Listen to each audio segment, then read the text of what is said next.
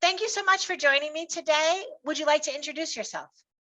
Yeah, hi, good afternoon, and thanks so much for doing this, Ms. Marie. I think this is really good for the voters and for all of us to get an opportunity to properly introduce ourselves.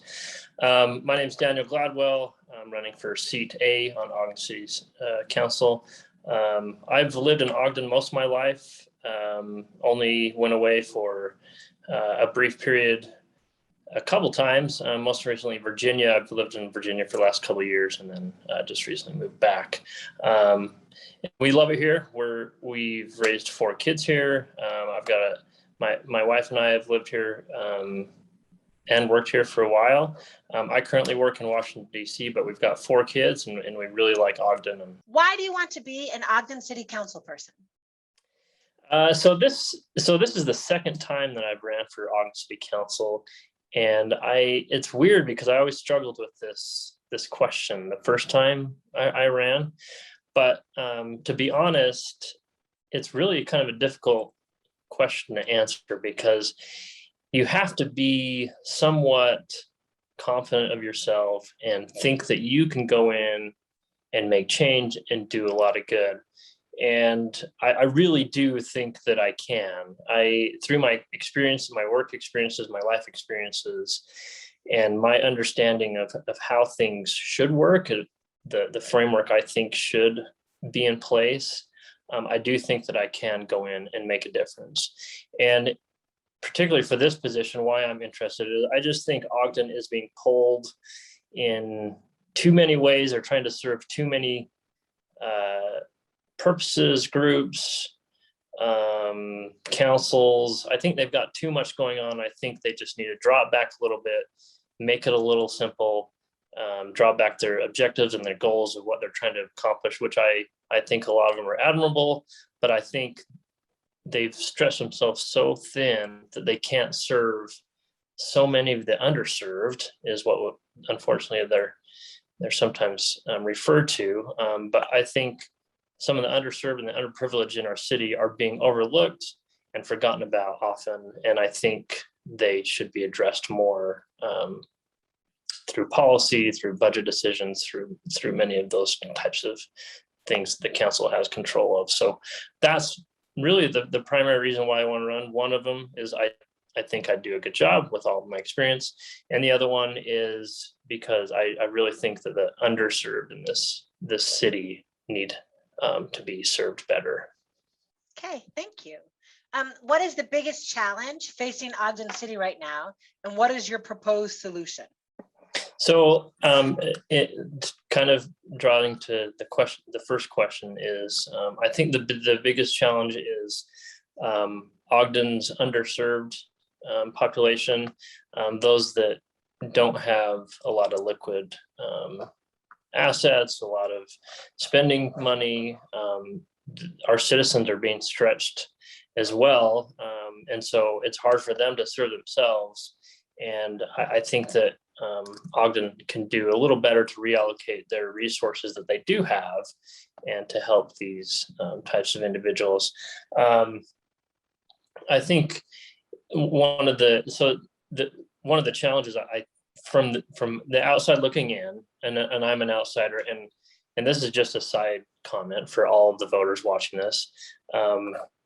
I hope that you do consider an outsider, because I think anyone, no matter their background or experience or anybody, would be better than the incumbent in any position. And I'm not saying anything bad about the current in this position, but I think an outside perspective will be really good for this city council in particular. I just think the city council, they vote the same too much, that it just seems like they have groupthink too much, and I think that needs to change. And I feel very confident myself where I can go in and shake up the conversation, bring new topics to the table, bring new ideas to the table, and steer the conversation. So we're talking about all of the city, not just economic development, which I really think is an important thing, but I think Ogden focuses way too much on that. They're buying land. I don't know why they're buying land.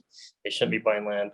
They're spending a ton of money on the airport, which I think they've lost focus. And I just think that these are just two small examples, but I just think again that they've lost focus of what they should be doing as a government.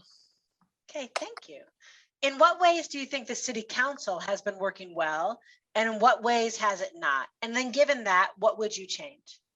So I think the city council, they all start in a good place. I know I've met a few of them. And when I ran in 2015, I got to know Ben Nadowski really well. One of the nicest persons I've ever met in my life.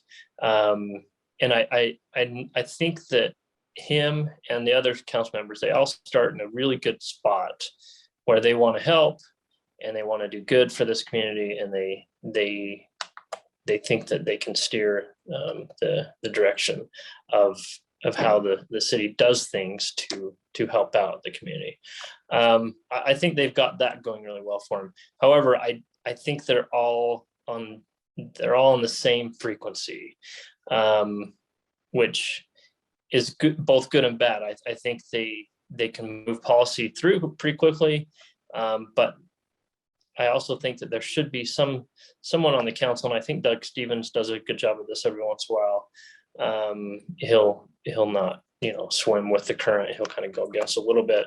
But I think the council and the mayor are often a little too closely knit, and I think the council needs to do a little better job of being a check on what the executive, i.e. the mayor and all of the managers across the city departments are doing.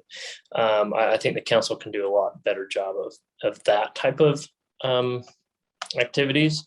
So that's what I would come in. Again, like I said, I've done really well in past positions, both professionally and personally, where I can come in and bring new ideas and just bring, like I said, just bring the topics to the table just so they're talked about. That doesn't mean that I have the best ideas. I know I don't have the best ideas. In fact, that's one of the things I'm running on is I don't think government, and I don't think anyone in a government position has the best ideas. I currently am assigned to the Pentagon, and I've been working at the Pentagon for the last 2 years. Currently, I work remote because of the pandemic, obviously, but those at the Pentagon, you often think, just on paper, wow, they must be really impressive and they're really smart, which is the case a lot of the time. But it's those that are doing the work on the ground that are closest to the problem, that really have the best ideas to solve the problems. And that's actually one of the offices where I worked at the Pentagon, is we would go out and solicit on the front lines of the Air Force and find ideas and then bring them up to the Pentagon, present them, and then implement them across the entire department. And, as everyone is well aware, the Department of Defense is massive. It's the largest organization in the world by far. But what this office did is we would go to the front lines and we would talk to the airmen and find out what they're doing well, so we can implement it across the entire department. And so that's what I plan on doing, is just making sure that we create an environment where citizens, employees of the city, anybody can come to the council, anybody can come to the city with an idea. They feel comfortable that they're not going to be shut down, and that their voice is being heard. So that's the environment I hope to create. Okay, thank you. Is there anything final you would like to add? No, the only thing is again, and this ties back to the opening remarks, it's really tough to talk about yourself and how well you do things. But I feel very confident in myself, and every position I've held, whether professionally or personally, I do feel like that I've done a really good job. And I think that the marks that I leave, the places I've been, have been positive and continuing. So really that's it. And again, I encourage you to go out and vote, whether that's for me or not. I do encourage you to get out and let your voice be known. Thanks so much. Okay, thank you so much for being with me today.